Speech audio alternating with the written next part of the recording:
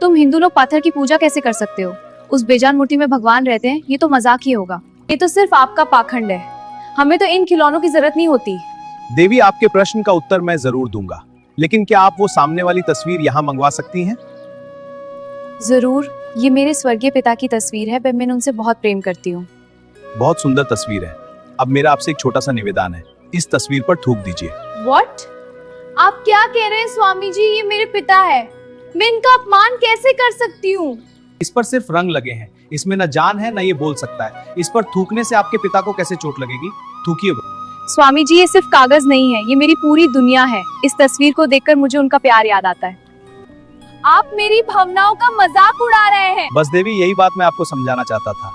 जैसे ये तस्वीर सिर्फ कागज है, पर आपके लिए आपके पिता हैं। इस तस्वीर को देखकर आपके मन में प्रेम आता है।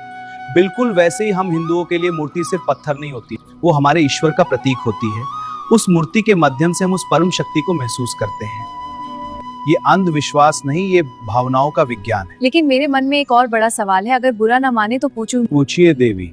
पूरी दुनिया कहती है गॉड इज वन, हमारा भी एक ही गॉड है, लेकिन मैंने सुना है कि आप हिंदुओं के 33 करोड़ देवी देवता होते हैं। क्या आप लोग कंफ्यूज नहीं है? आखिर ईश्वर एक है या अनेक? सवाल बहुत पेचीदा है। एक ईश्वर या 33 करोड़ देवी देवता?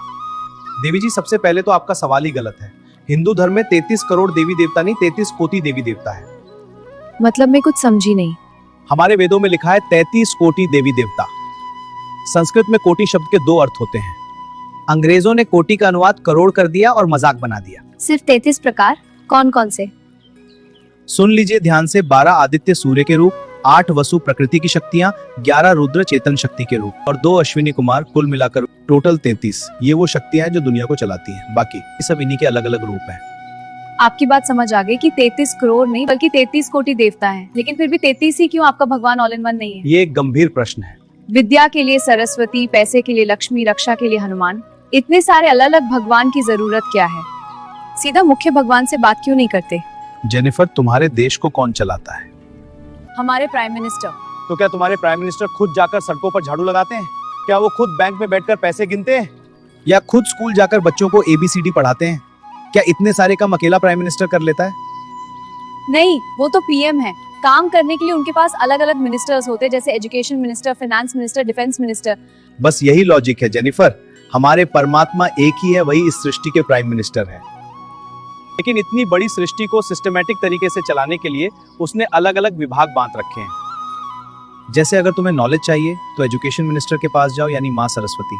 अगर धन चाहिए तो फाइनेंस मिनिस्टर के पास जाओ, यानी माँ लक्ष्मी। अगर सुरक्षा चाहिए तो डिफेंस मिनिस्टर यानी हनुमान जी। और अगर बारिश चाहिए तो वाटर मिनिस्टर यानी इंद्रदेव। ओह, तो ये सब एक गवर्नमेंट सिस्टम की तरह काम करता है। बिल्कुल। हम अलग अलग देवताओं की पूजा इसलिए करते हैं ताकि उस विशेष शक्ति का लाभ ले सके। लेकिन याद रखना जेनिफर, मिनिस्टर कोई भी हो, पावर उसी एक परमात्मा से आती है। वाओ, इतना ऑर्गेनाइज सिस्टम। आज समझ आया कि सनातन धर्म सिर्फ आस्था नहीं, पूरा मैनेजमेंट सिस्टम है। ईश्वर एक है लेकिन उसकी शक्तियां अनेक हैं।